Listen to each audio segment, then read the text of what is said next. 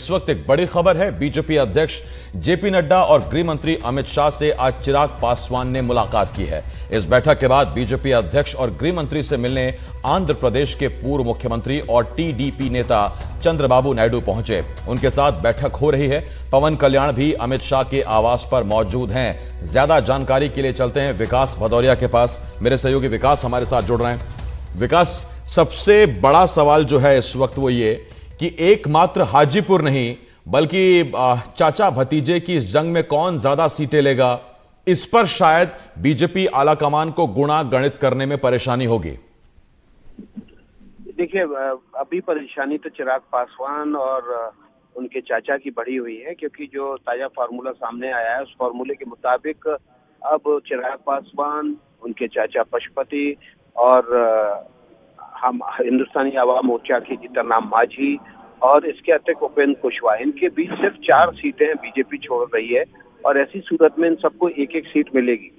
लेकिन अब देखना होगा कि ये तमाम दल किस तरह से बार्गेन करते हैं और ज्यादा से ज्यादा सीटें बीजेपी से ले लेते हैं, क्योंकि बीजेपी तकरीबन 20 से 22 सीटें लड़ना चाहती है और अपना आंकड़ा खींचकर 23 से 24 तक ले जाना चाहती है।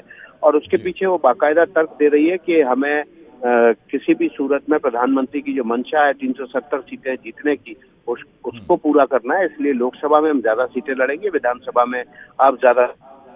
देखना होगा कि यहाँ पर किस तरह से चिराग पासवान, उनके चाचा पशुपति पासवान ये बीजेपी के साथ बार्गेन कर पाते हैं। पिछली बार बराबर सीटों पर चुनाव जेडीयू और बीजेपी लड़े थे।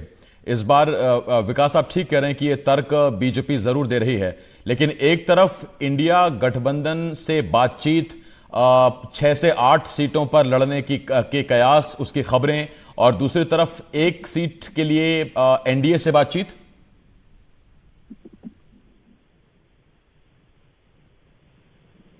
विकास, आप मुझे सुन पा रहे हैं? जी विकास, एक तरफ इंडिया गठबंधन से बातचीत की खबरें आई, 6 से 8 सीटों का ऑफर की बात सामने आई, और दूसरी तरफ अब अमित शाह से मुलाकात, और जैसा आप बता रहे हैं कि शायद एक सीट ही मिल पाए जो समीकरण बन रहे हैं। ये देखिए, निश्चित रूप से इंडिया गठबंधन ने चिराग पासवान को ऑफर दिया था, लेकिन चिराग पासवान को भी पता है कि इस समय जो राजनीति की जमीन है उसकी खेत पर फसल किसकी ज्यादा होगी। ऐसी सूरत में वो इंडिया गठबंधन के साथ 10 सीटों के साथ भी जाएंगे, इसमें शंका बहुत ज्यादा है। और अगर यहाँ पर वो बार्गेन कर पाते हैं, 2 से 3 सीटें भी ले जाते हैं बीजेपी के साथ, तो उनका ज्यादा फायदा है, क्योंकि जमीन जो है वो जिसकी फसल तैयार है वो बीजेपी की जमीन है, एनडीए की जमीन है। और इस बात को चिराग पासवान, उनके चाचा पशुपति पासवान से लेकर बाकी जो एनडीए के अलाई दल हैं सभी अच्छी तरह से महसूस भी कर रहे हैं। जी, सीनियर एडिटर विकास भदौरिया इस वक्त हमारे साथ जुड़े हुए थे। आपका बहुत शुक्रिया हमसे जुड़ने के लिए। और ये बड़ी खबर इस वक्त हम आपको बता रहे थे, जहां बिहार में सीट शेयरिंग का क्या फॉर्मूला रहेगा उस पर लगातार बातचीत चल रही है।